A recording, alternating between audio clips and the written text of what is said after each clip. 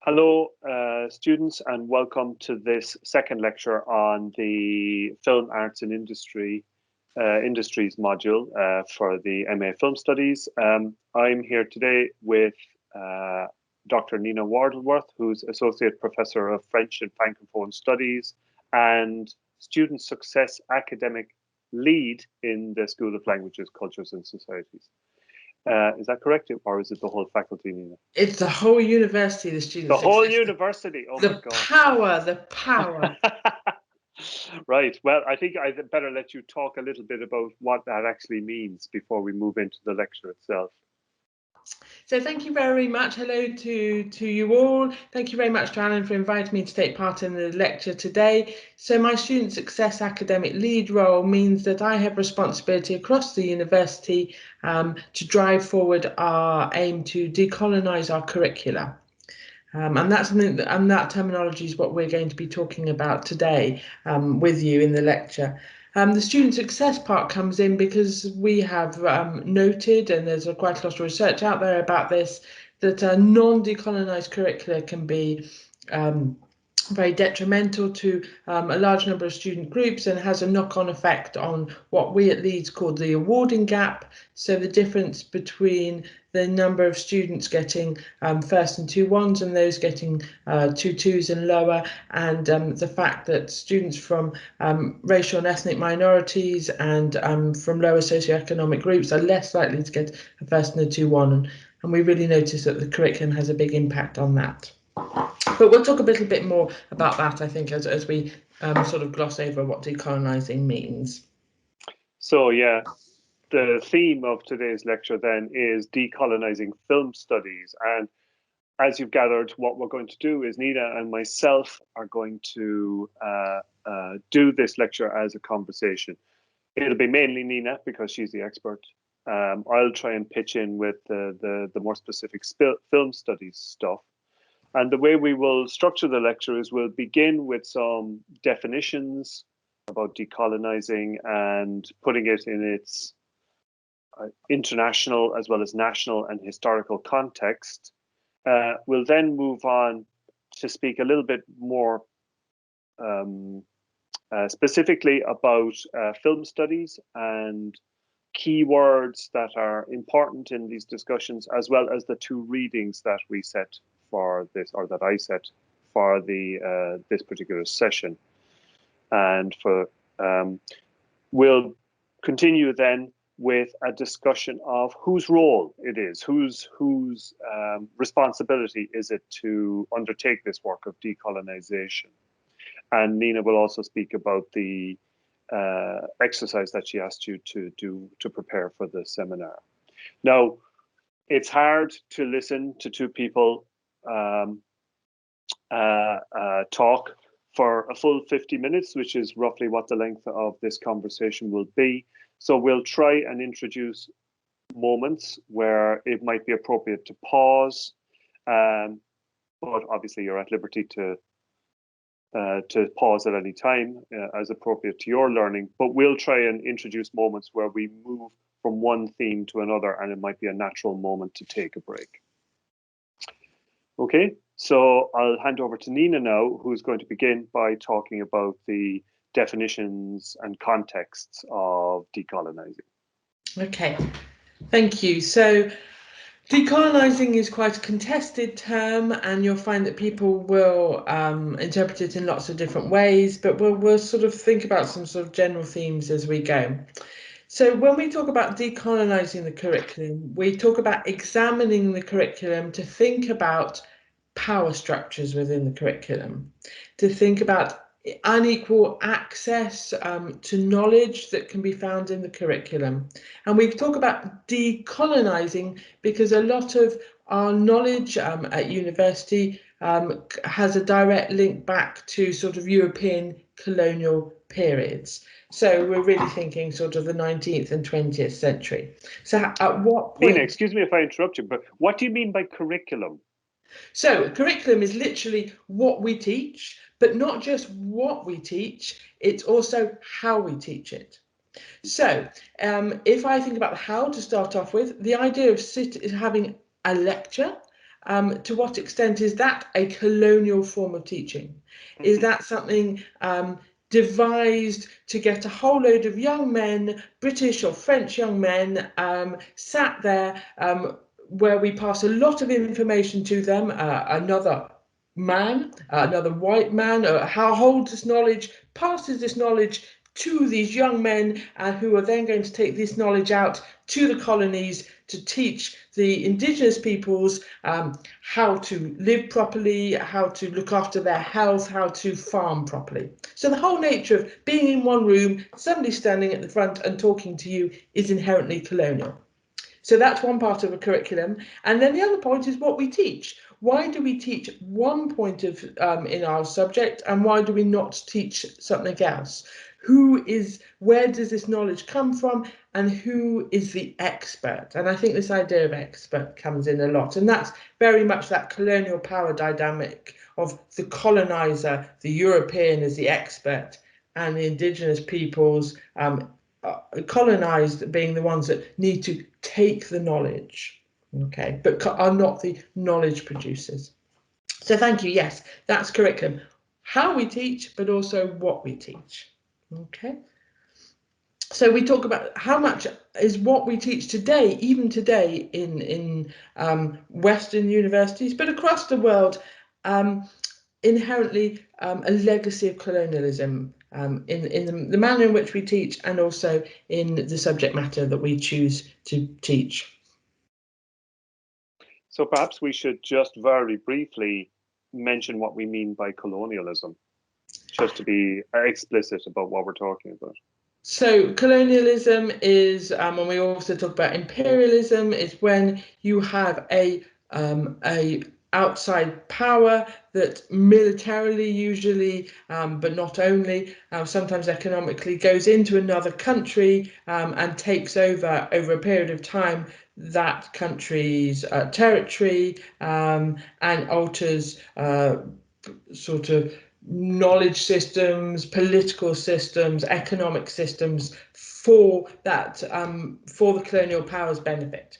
So I'm a historian of French colonialism. So beginning of the 19th century, the French move into North Africa because it's a way of making themselves a more prestigious country, of bringing more economic benefits. But we can also go back further than that and think about the slave trade, as well as some of the forms of colonialism there, of this inherent imbalance of power of a more powerful country imposing its will and its ideas on a less powerful country. So you used an interesting phrase. You talked about knowledge systems. Can you speak about what you mean by that? Because that seems really key to what we're trying to achieve if we're talking about decolonizing knowledge, decolonizing curriculums and how we teach. Knowledge systems, the whole idea of knowledge systems, and perhaps even, I'll just introduce the word and perhaps come back to it later, epistemologies, comes into this. So what did you mean by knowledge system? So I think when we think about colonialism, we think about military colonialism, economic colonialism, but I think that education and knowledge is also another form of colonialism. And especially when we think about the legacies of colonialism today in former colonial countries, colonized countries, but also in the colonizers itself, in the European colonizing nations, to what extent is this idea of knowledge important? Is that the legacy of colonialism? So the idea of say British colonizers going out to India or out to Kenya and saying, this is the right thing to think, this is our knowledge, you must accept this, all of your indigenous knowledge has no value. So you seem to be saying that there's no such thing as a kind of universal knowledge, that knowledge instead is a function of, or has been a function of, power relationships. It is, isn't it? It's the way of saying we're right, you're wrong. We're civilized, and civilized concept during colonialism is that. I mean, the French talk about civilizing mission as a way of sort of dressing up their colonialism. We're not doing it for our economic benefit. We're doing it for in the colonies, a cultural benefit. So I think it's yes, who's right, who's wrong? We, the colonizer, have the knowledge. You, the colonized, have no knowledge, and what you had before is of no value. So it's that power dynamic, of a concept of value dynamic. And after decolonisation, if we think about post-Second World War, especially 1950s and 1960s, to what extent did that continue? How much in the former colonised countries is education taught in the language of the coloniser still after decolonisation? To what extent do the elite still have to come back to the former colonised nation for university education? Who writes the textbooks? Who publishes the books? And that's something that we can still see today. Who has access to knowledge, and who has access to the production of knowledge? And so obviously this idea of knowledge is, that says that, let's say if you're French or if you're British, or if you come from a French university or British university, the knowledge that you bring, that you hold, is somehow superior to knowledge that would have been found in the one-time colonized countries. This seems also to suggest that there's an idea of hierarchy, not just in knowledge, but in terms of nations and even races, and perhaps even civilizations. Is that correct? Am I right to think that?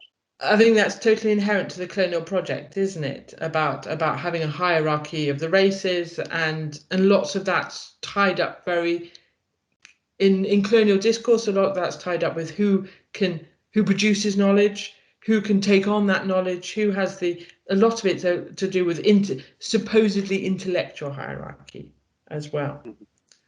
So I think knowledge is inherent to that sort of colonial system. So we're talking then about the project. Decolonization is about challenging these hierarchies that are to do with notions of one race or one nation or one civilization being higher than others, that was absolutely related to the project of occupying certain countries or certain areas of the earth by European countries like Britain, like France, like Germany, even Denmark, where I find myself now, and so on. So our project, the project of decolonization of the curriculum and of the universities, is one that wishes to challenge those hierarchies, and challenge those hierarchies also of knowledge, of saying which knowledges are important, which ways of teaching, express which forms of knowledge, and so on. Okay. So why has this become an important theme or project now in this historical moment? Because we have been led, as in so much good change, by student groups. And that's been led by student groups globally. So whether there's a movement called Rhodes Must Fall in South Africa. So South Africa was a British colony. Cecil Rhodes was a British colonizer who colonized South Africa, and also endowed, gave money to a lot of university institutions, both in South Africa and in Britain too. And so the students led this movement. Rhodes Must Fall is a movement led by South African students to challenge what knowledge they are taught in South African universities, and how much that is still a legacy of British colonialism there. So, and it caught people's attention, partly because there was debates about what happens in the classroom, but also partly because there were really symbolic events like the toppling of statues based in South Africa, and an attempt in Oxford as well, in a college that Cecil Rhodes was linked to say, you know, we need to visualize this movement as well, that it can happen in classrooms and we can try and overturn that power within the universities, but also to have that sort of very visual image of toppling colonialism and toppling legacy by toppling Cecil Rhodes' statue. And I think we've seen, haven't we, in Black Lives Matter, the toppling of statues and rewriting that sort of visual history of our cities is important too. So they starts globally, and then there's a movement that happens that also comes to UK. So along with Roads Must Fall in Oxford, and Cecil Rhodes' endowment still pay for Southern African students to come to Britain and for university exchanges to come on there. So there's still that control by a man that's been dead for probably nearly a century. He still manages through his money to control who has access to knowledge. If we think about it in a more maybe local context to Leeds, in Britain it often also gets picked up through a student movement called Why is My Curriculum White? So basically saying who's on my reading lists. So that part of the curriculum, what we teach, but also who's teaching me? Who's standing in front of me? Why is my curriculum white and why are my lecturers white? You know, who has access to that knowledge that allows them to do a PhD, to publish, become a university lecturer? And that gets picked up in a lot of British universities, including at Leeds, and through our student union at Leeds, through LUU, and through a former educational officer called Mells, who did a lot of work about 4 or 5 years ago about discussing why my curriculum is white in the context of Leeds University. And I will pop on the Minerva site the link to Mells' TED Talk, where she talks about that, which is really great. Oh, interesting. Okay. Yeah.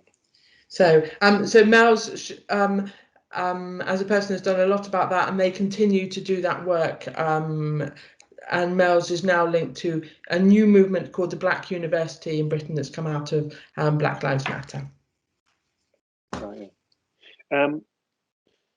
So before we get on to the question of, we decided we would talk about why are we talking about decolonizing rather than diversity. I just want to ask, perhaps, if you could restate why this project of decolonization is important and why, as well, it also seems to be controversial. Can I start with controversial? Please do. It's more controversial in some subject areas than others. So I think that being a modern linguist, I think that there has been a shift to that, and there's a couple of big conferences happening this year. There was one in Britain a couple of weeks ago, and there's one in the States about French studies. So I think that modern languages has maybe accepted that, and film studies as well, and moved towards that. But if you go into STEM subjects, into science and engineering, that's a little bit more controversial. It's the idea of, well, we deal with facts, you know, and I think there's been a little bit, some disciplines have been, some subject areas have been more wary of going back, or find it less easy for them to see those kind of colonial links. Some people are also frightened. It's massively outside their comfort area, isn't it? You know, that it means that lecturers have to do a lot of work to rethink their curriculum. And also to rethink what they were taught as they came up through. So I think it's a mixture of not sure in comprehension, but also a little bit of fear as well. And it affects those power dynamics. It's really, you know, between who holds the knowledge. Does the lecturer hold the knowledge? Does the student hold the knowledge? How do we negotiate those power balances as well? Not everybody feels comfortable with that. Mm. I've got all excited and talk about the challenges and then, or the controversy, and I forgot what your first bit was, Alan, sorry. No, that's the, why don't we speak about diversity rather than decolonizing? If the project is here, in other words, to include other subjects and other commentators, and to direct or work towards a broader range of students, not just assuming that everyone is, as you put it, a white man, the white man colonialist, that the university system was initially, I suppose, developed to train and serve. Are we just talking about diversification of subject matter, of topics of study, and diversification of the people teaching it, and diversification of the people who are studying it? Or is there something more complex going on? So I think diversification is a good place to start, and it's where a lot of people feel the most comfortable to do that work that you've been talking about, to think about, you know, who's on their reading list, which films and by which directors are being screened, and then to start thinking about how the student bodies become more diverse and how we need to adapt our curriculum for that. For me, the issue between diversity and decolonisation is about power structures. I think if you diversify, that's a really great thing, and that should be part of it. But I think if you don't take that next step, and I think the next step is to decolonise, you never really think about those power structures and that power dynamic in the same way. You never really question where that knowledge has come from. It's almost a diversifying. It's saying, okay, this is where we're at, and we'll go forward. But I think with decolonising, it's saying, well, this is where we're at, but we also need to look back and think about how we got there. So I think decolonising feels slightly more political, but it also just feels it's a longer process and a more uncomfortable process as well, which is why sometimes because we have to question why we are here, you and I, and not other people too. So I think that's why maybe that difference between diversifying and decolonising. Diversifying is to sit and move forward and think about, okay, what do we do now, and make those also almost easy wins. But the decolonising means looking back and thinking about why we're here in what we teach and how we teach. So what do you mean exactly by power structures? What structures have you in mind? So about the university itself as an institutional structure, at what point are we institutionally racist, sexist? Do we, what is it about our structures in the way we admit students to university, in the way that we teach them, in the way that we award grades, that might be all of those things, racist, sexist, homophobic, I mean, in itself. And that's a really uncomfortable thing for an institution to say about itself, isn't it? Especially universities, which see themselves as this sort of very free-thinking, very liberal place. Cosmopolitan. All Totally. that. So we're talking, in a sense, we're not talking about individuals. We're not accusing individuals of being racist, sexist, homophobic, and so on. We're saying that there's institutional structures that have racist, sexist, homophobic effects. That's what we're talking about. And those structures need to be torn down, reformed, exploded, rethought. Do we need to throw a grenade at the whole institution? Is that what we're doing? And lots of people will say that. I don't know, that would put myself out of a job, and I think I'm willing to do that.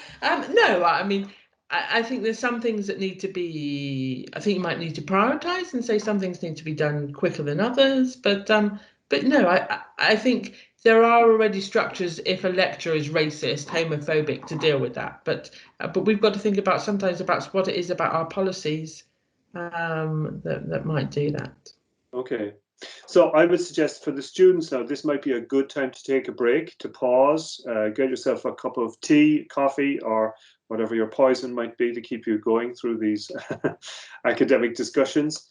We'll go on in a moment to speak about film studies more precisely, more specifically, and talk about some of the key words to do with decolonization and the readings that we set for today. So take a moment and we'll begin our conversation again in a second.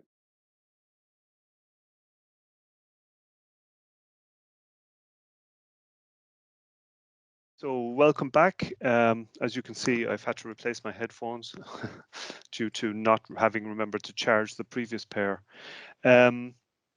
So we've discussed so far the definition of decolonizing, of decolonization, talked a little bit about the historical context, why we perceive it as important, and why it's different from diversity. We're going to move on now to talk about film studies specifically, and to talk about keywords in relation to film studies and decolonization and the two readings that you had for today.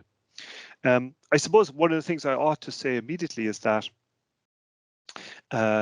this decolonization agenda, let's say, is absolutely linked also to the whole recognition of institutional sexism in um, in the academy. We have this phenomenon of what's called a manel. You must know this term, Nina. A manel is a panel at a conference. Academic conferences are generally organized into panels where you have a series of speakers, usually 3 or 4 in an individual panel. And it was a phenomenon for a long time that all of these speakers would be male and all of them would be white. As if that identity category was the only one that had authority and ought to be listened to and trusted. So the jeering term manel, meaning an all-male panel, was introduced to make people feel, I guess, a little bit more aware or reflexive about this particular phenomenon. But of course, it's broader than that now. Is who are we? Who are we listening to? Who are we, as it were, conditioned to take seriously, and which sorts of voices from which sorts of, let's call it that, bodies, which sorts of bodies are held to be the appropriate repositories of knowledge and authority?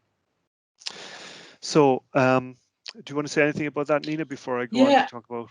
And I think there's also a question of neutrality, isn't it? We talk a lot about, you know, who's got the authority to speak and who's neutral, who is being seen as putting forward a neutral, educated point of view, and who is seen as pushing a political agenda.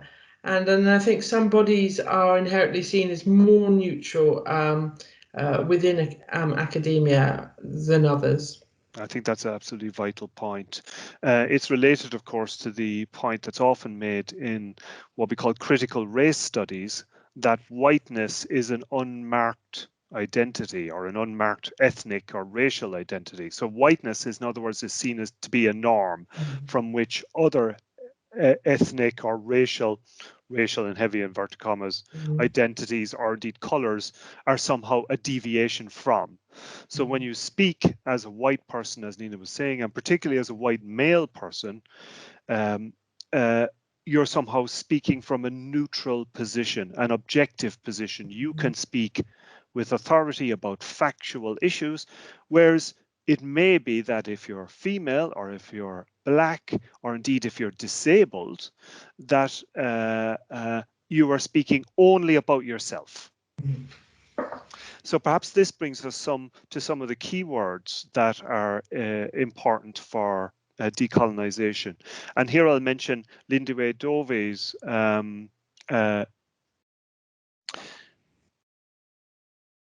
text that we set up for that I set for today. It's a kind of testimonial text. You have it on Minerva. I'm sure you've read it in time for this lecture, called "On Teaching and Being Taught: Reflections on Decolonizing Pedagogy." And Lindiwe Dove is a lecturer in film studies, a professor in film studies. So she's really talking about decolonizing film pedagogy. But one of the keywords that she introduces in that interesting testimonial text, in which she talks about her own, I guess, journey towards decolonizing her own curriculum, is the question of positionality. Do you want to talk about that one, Nina? Because I think you're probably... Can I pick up on the word journey as well? I mean, sometimes it can be a bit cliched, can't it? And we're all on a journey. But I think that it's really important when we talk about decolonizing, because there's not an end point, is there? And it does take time, and we are all on journeys, and some of us are further on than others. So I think that idea of journey, though I usually refute that term, I think it's quite useful here. So positionality means it's literally the position from which somebody is writing and why that might be important. And there can be two points. So as lecturers, but also as students, you know, we need to think about the authors that we're reading and their positions and where they're writing from. But also about our positionality, where we've come from, where we are on our journey, and how that might influence the way we teach, the way we read, and the way we write. And that's all of us academics and students too. Okay. So it's challenging that neutral. It's saying nobody's neutral. Yeah. Nobody's neutral. Everybody comes from a particular place. And why is that important to think about? And that links then on to something called inclusive citation, which we'll come on to think about in the seminar and talk about in a minute too. Perhaps it's worth mentioning, though, the another key term that comes up in many of these discussions, and one that is used a couple of times in Linda Ray Dovey's article, and that's intersectionality. So anyone who's steeped in the discourse of feminism knows this well, but perhaps you'd like to discuss the importance of this term and its meaning, Nina. Yes. So intersectionality term was coined by Kimberly Crenshaw, who's a Black American law professor, and she talks about, coined it during the 80s to talk about Black women in the United States and their particular experiences in the criminal justice system. And it's been adopted a lot since, and what it means is that nobody's one thing, and that people's experiences of the world are influenced by the multiple facets of their identity. So the fact about so the women she was looking at, their experiences of going to trial or being arrested by the police were influenced by the fact that they were women, but that they were Black, and that often they came from a lower socioeconomic group, so that they were poor. And so she said that we have to understand all of those facets of their identity to think about how they experience different parts of their lives. So, in other words, you have these different, let's call them categories, that intersect in an individual. Yes. So your identity is never singular, as it were, but is actually a kind of nexus where a series of kind of trajectories meet. And of course, I mean, this also, I suppose, also has it's a kind of an empowering idea, because it also suggests that identities can develop. They're not static. They're not, just to use a term that I won't bother explaining, reified. There's actually a class on this course on reification later, so I'll let students go and double check what they mean about that, what I mean by that. And it comes back to our neutral again, doesn't it? Yes. If the neutral is the white, upper middle class, educated male, then we didn't need to talk about intersectionality, because everybody was like that. And so by talking about intersectionality now, we're thinking about how different groups in a university context might experience that university context, and how their experiences are influenced by multiple facets of their identity. Perhaps related to that term, or the outcome of certain forms of intersectionality, is the idea of privilege. And it's bandied about now a lot. People talk about acknowledging your privilege and so on. It's become almost something that is seen as a cliche. Is it a cliche, or is it a useful idea, the idea of privilege, and how would you explain it? So we often talk about white privilege and acknowledging white privilege, and so that if we talk about white privilege, it's how, as a white person, you experience the world and you negotiate the world in a way that is much easier for you than, say, if you are Black, or in context of Britain, British Asian, so parents from the Indian subcontinent. How do you get followed in a shop? Do you get stopped by the police more? So thinking about that, but also how in a university context, how you might have privilege because of your educational background, because your socioeconomic background too. Yes, and I agree. Sometimes it's been this thing of we kind of tick, and I acknowledge my privilege, but it's more than just.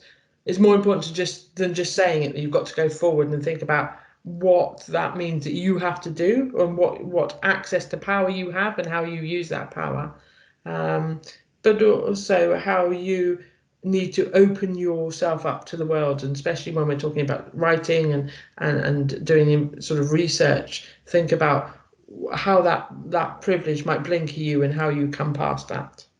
So in other words, and we'll come back later to this question of responsibility, but is the responsibility of an individual academic perhaps one with privilege, like I would have personally myself as a white man, grey-haired, bearded professor?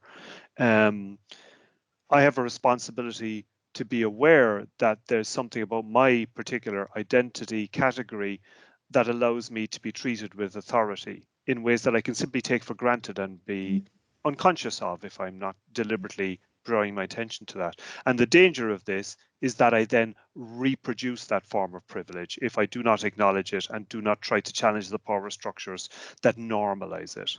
Yes, and that can be little power structures in the way that you set up your course, and your educational background meant that you would had experienced certain types of assessment at university, certain exams or that form, and so you reproduce that because that is what you know and what you deem to be most appropriate, and those are more difficult to navigate depending on people's educational background or exclusionary in other ways. So it can be small things like that, or it can be challenging, who gets the money to do some kind of research or who gets admitted to a particular course. So there's lots of different levels of that, isn't there? Okay.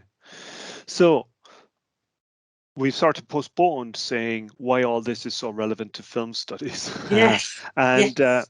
I mean, I know that you've done work on Francophone film and did you say colonial film when we were discussing before? Can you talk about why you think these themes might be so relevant to film studies? Well, I might throw that back to you because you're the expert on this. You're right. I was hoping to get away with that one. Yes, there you go. But I suppose if I talk about just really quickly about what I've done. So I've worked on some of the films produced by the colonial authorities in France, mainly about North and West Africa. And going right back to the sort of 30s and right through to decolonisation in the 50s and 60s. And to the extent that the French even had a law in the 1950s that meant that you as a black African were not allowed to produce a film. It was illegal, that they would be censored and seized straight away and couldn't be distributed. And it's been interesting to work with students to think about how that control of the film industry can still be seen today in France, or how some of the tropes of colonial films, especially the idea of a North African, somebody from Algeria and Tunisia being dangerous, of being criminal, can still be seen as a trope in contemporary French film and especially television series, actually. So now it's just transferred to the petty criminal, the drug dealer.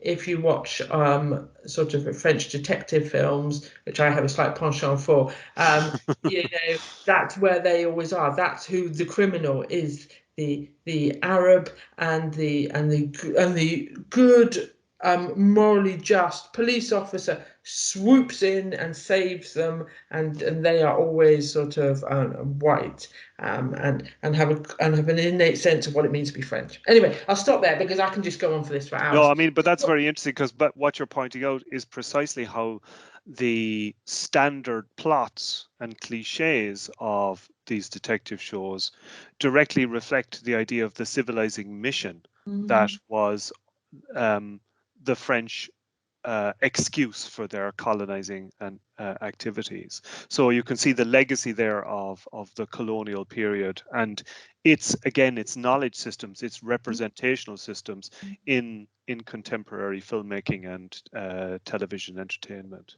Yeah, and we've just moved from the Casbah in Algiers, the indigenous quarter in Algiers, to a high-rise council estate on the edge of Paris.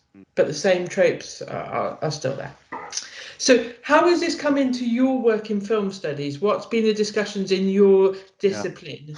Well, for me, it's to do with what you introduced, decolonization, as having to do with what we teach and how we teach it. So what has been considered important to study and to know about, and how you should know about it in film for so long?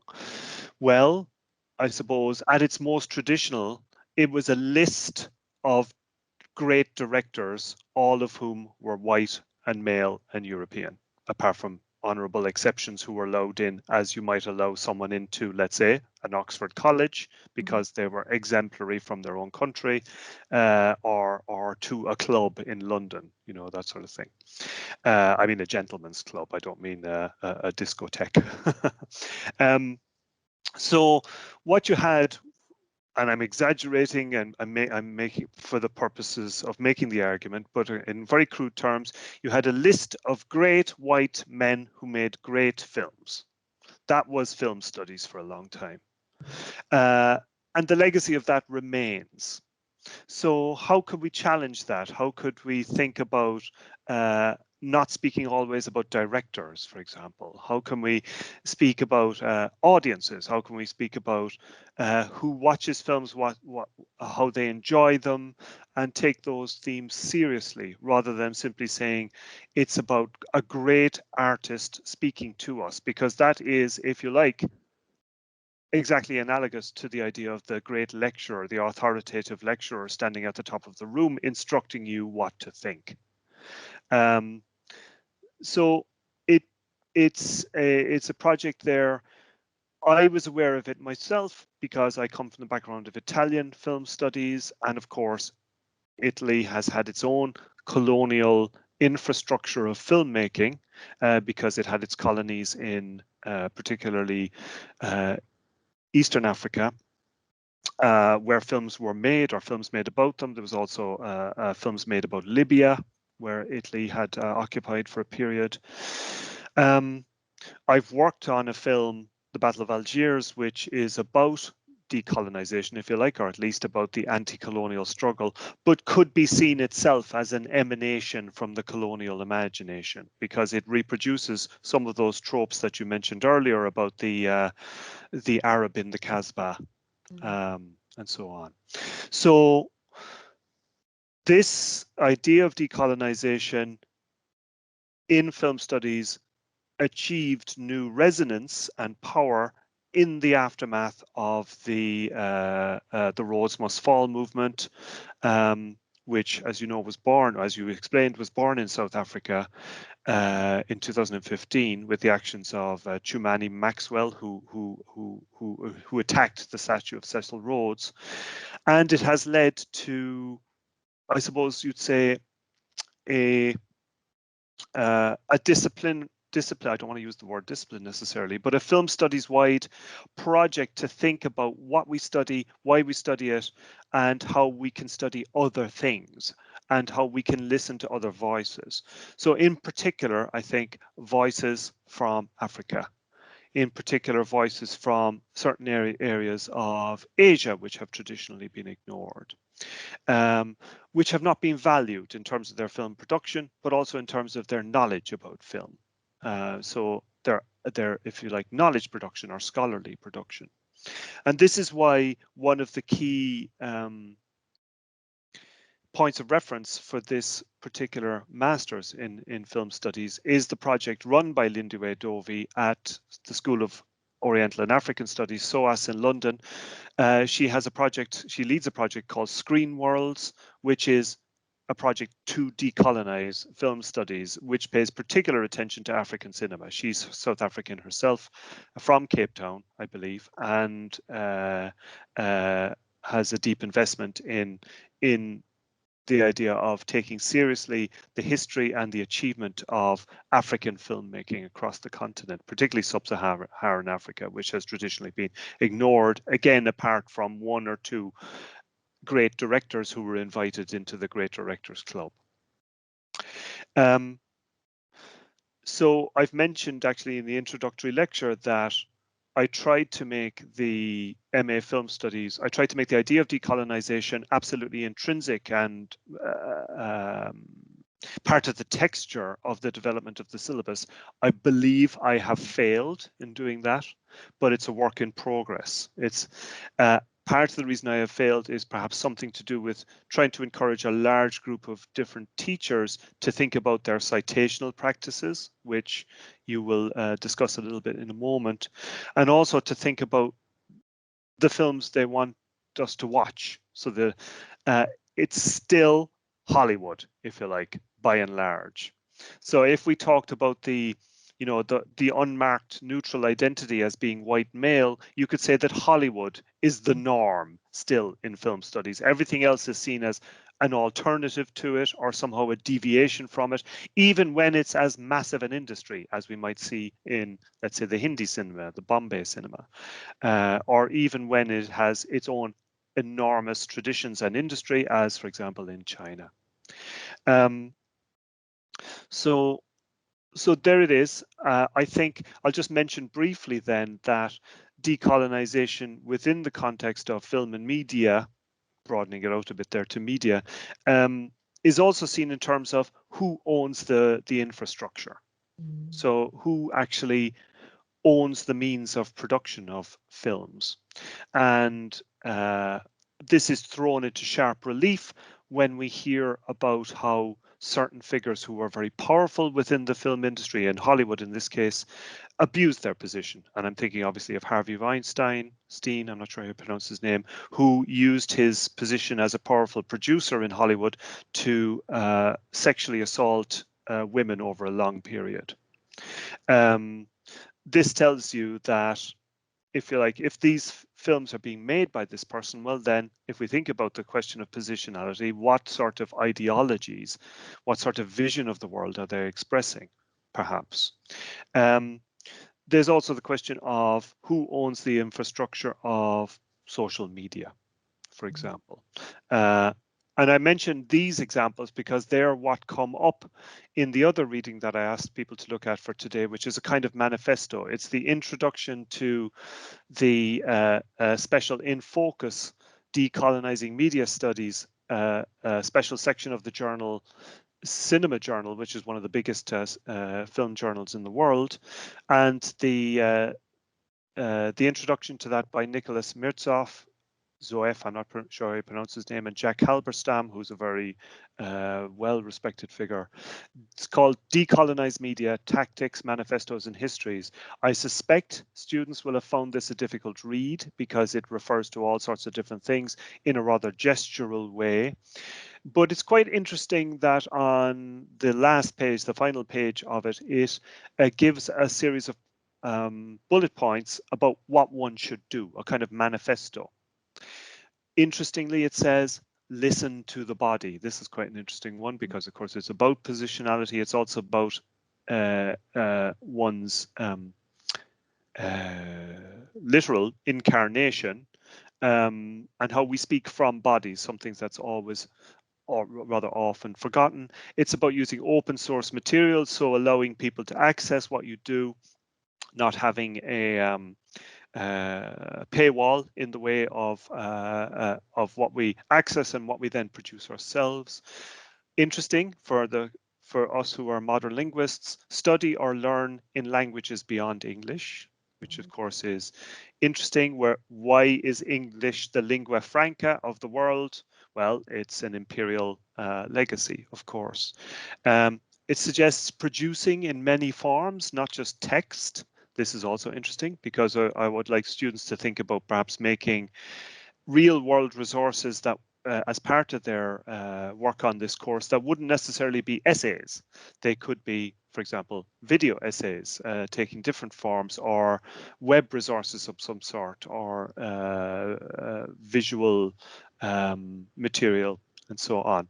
Collaboration, again, perhaps the old notion of the individual authoritative scholar who pronounces is about the individual. So perhaps there's something inherently colonial or sort of a kind of legacy of colonized knowledge, or knowledge as an emanation of the colonial period, that suggests that it's an individual that produces it.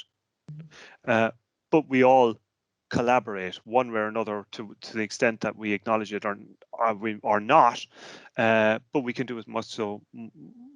We can do that more deliberately.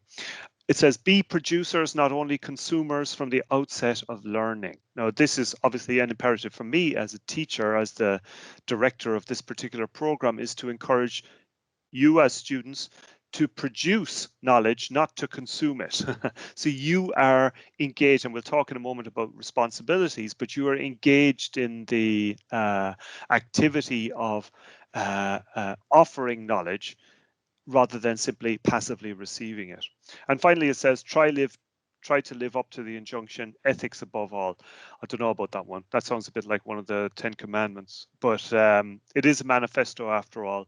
So quite interesting. Have a read of that, see what you think, and perhaps an easier read, certainly, but an interesting one again, in which Lindiwe Dovey talks about her journey, her to seeing decolonization of film pedagogy as an essential project, and one that led her, as I say, to apply for and manage to get secure major funding for the Screen Worlds project. And I would recommend students take a look around the Screen Worlds website. It's linked to from the folder for this week in the learning resources of the Minerva pages devoted to this module. So take a look and see what they're up to. You'll see that there's a definite focus on African cinema, but also on, they intend at least to look at Asian cinema. And you'll also see about how they talk about communities of learning in a way that gets rid of the idea of the individual as the authority and so on. So I think that's all I have to say about that. Did you want to add anything about any of that material, Nina? No, and I think this idea of communities of learning, communities of practice is really inherent, isn't it, in the whole decolonising sort of mission, isn't it, both between the global north and the global south, between practitioner and sort of audience, and between lecturer and student as well. And so we need to think of ourselves as kind of communities in producing knowledge. Okay, So right. that's really interesting, and I need to go and have more of a look myself. Okay, well, thank you for that. I think this is a good moment to take a break for the students before we come back for the last few minutes to speak about whose role it is to undertake this project of decolonization, whose responsibility is it. So thank you. We'll take a break there.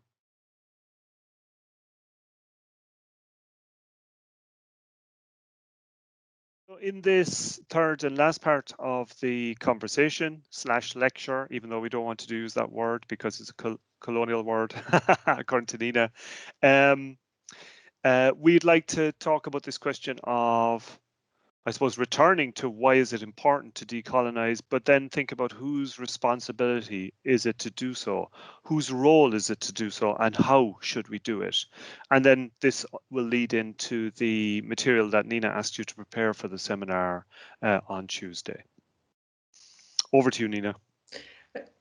So again, we might go back to power dynamics, isn't it? Whose responsibility is it? And when we were talking about Roads Must Fall and also the Wise Man Curriculum White, it started off very much as a kind of the students took on the responsibility, pushed the academics, and we need to make sure that there is that we don't shirk that responsibility to colonise. And from what Alan's been saying about how he's put together that programme, that definitely hasn't happened here. But it's also saying that goes back to that manifesto of being producers and consumers, as you said. So we'd like to encourage you through the seminar as students to think about how you approach your research and your production of knowledge and very basically assessment as well differently. How you might reflect on your positionality, where are you coming from as a film studies student, and how do you bring in that range of voices into your own work. And so we talk a lot about inclusive citation. So to cite something is when you put something, you reference it in your bibliography and you put in a quote or a reference to something in the main body of your work. And is to think about how citation is political. Who we choose to cite is a choice. And how we can change the dynamics of that, how we can and how we must go out and look out wider than our normal pool of who's the expert. Okay, and how we might choose to talk about their positionality, the positionality of the authors in the work, as we're talking about their work in our work. Sorry, too many works there. So we might say this author who is an African filmmaker who has, I don't know, has attended European film schools, or has been involved in bringing on the film industry in Mali or in Senegal. Sorry, they're always francophone examples of mine. You know, we need to not just put them down as their name when we cite them, but maybe give a little bit more information about them too. What I asked you to do, sorry, and I'm just turning to my Go other ahead. screen here, is for the seminar, I gave you a couple of readings, and a lot of this is about gender, but I think that we can then take that forward and think about race as well. So I gave you two readings by Barley and Pels, and which ask you to think about inclusive citation and how diverse the references are. And then you were asked to go away and take a research paper of your choice and to have a look through who that author cites themselves. You know, do they cite people like them? So you're going to need to Google that author of the paper, find out what their position is, where they are, and then think about who they're citing. Do they undertake that process of inclusive citation, or do they stick to what they know and people who are like them? And I'm hoping that by going through those exercises, reading those two readings, and then thinking about another article that you can choose, that it will allow you and allow us more generally to think about who we're citing, about widening our bibliography, and about being more, I suppose political is a strong word, but maybe more, I'm sorry, I've lost my word here, intentional. To really think about gathering your sources and who you're putting in and who you're citing, not just what you can find, but sorting through that. Yeah, this is very interesting, isn't it? It's because it's about being self-aware. You said being intentional, being deliberate. It's a political act to cite, you're suggesting. And I've just been reading, I'll grab it, Sarah Ahmed's Living a Feminist Life. Yes. I won't say what I think of the book, but she makes a very interesting decision in this book to only cite women, which is fascinating, of course, because you think, oh, that's deeply unfair, or you might think that's deeply unfair. But what it points up is how often whole lists of bibliographies, of references, are all male. They're dominated by men. So to refuse that, and actually she doesn't completely stick to it. She cites Frantz Fanon, who of course was male. She doesn't acknowledge this, but she breaks her own rule at one point. It's about being aware, as you say. Do people only cite people like them? This is what we will tend to do. And just to come back to the question we raised earlier of privilege, if you're a white man like me only citing other white men because those are the people like you who you therefore take seriously because they remind you of yourself, well, then you're reproducing structures of power. And at least by being self-aware, at least by noticing what you're doing, you can begin to take steps to challenge those structures and not to be complicit in their reproduction. So that's the object of the exercise, or a part of it, surely, isn't it? For each of us, I mean, not just for the students. No, for all of us, and we should all undertake that. And it makes for better work. The more voices you have, the more different points of view and opinion, the more challenging that is as you're writing. But it makes for a much better piece of research, of assessment across the board, because you're forced to think about a greater range of ideas. Although I would like to say that I think that depending on who you are and where you come from, it might well be appropriate to cite people who are like you. It would be great, for example, or we have several Chinese students on this course, on this program. I would love to have those students bring knowledge and scholarship from China to bring to our awareness. That would be tremendous. And I suppose there's a point here about we have to think, given that we have a diverse cohort of students, to ask them what decolonization or this project, how it might translate to their own context. to their own, as it were, intersectional identities, but also to the contexts in which they have come from, both national, academic, and so on, and to which they may return afterwards, to which they want to go on to work in. Is it appropriate to think in the context or in terms of decolonization? What might that mean in China? What might mean in Italy, where I know we have one student who comes from there, as well as the British context that we work in. And that would be really super to be able to use some of the seminar to talk about that as well, if people would be willing to share that. It's awful to put sometimes people on the spot, especially right at the beginning. But it would be we'd be really grateful if you would be willing as students to share that with us. Although I have to say, we're always very aware that no one should have to represent their country. Exactly. Or out themselves as being a particular thing or exactly. a particular position.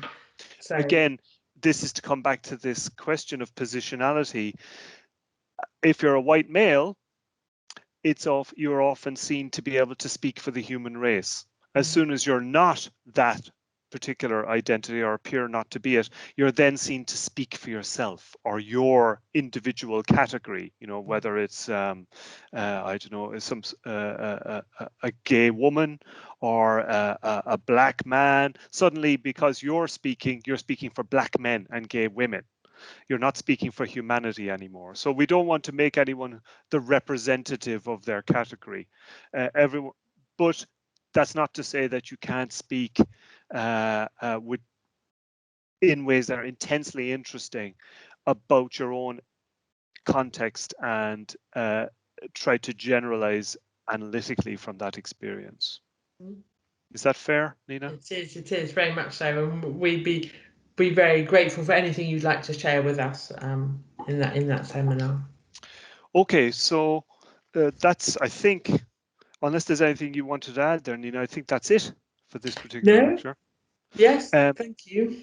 I just want to say then that, you know, we offered this project or this account of the project of decolonizing the curriculum more broadly, but film studies as a particular thing that's relevant for this, a particular activity. Let's call film studies an activity rather than a discipline or a thing. Decolonizing film studies as an activity, we commend it to you. We offer it to you to have a think about and to see to what extent it feels like something that you can take responsibility for. You may even push back on it in ways that might be interesting for us to hear about. But just to finish, I just want to say thank you very much indeed, Nina, for this, for sharing your experience and, I'm going to say it, expertise and your work and thoughts for the purposes of this MA program. I think it's been extremely useful. I was very glad to be able to put this particular conversation / lecture early in the course as a way of raising that question, the question of the project of decolonization for everything we talk about over the rest of the program. Thank you, Anne. Thank you again for inviting me, and also I think thank you again for putting that at this point in the MA of saying that this is central to what you do, and I'm really very grateful.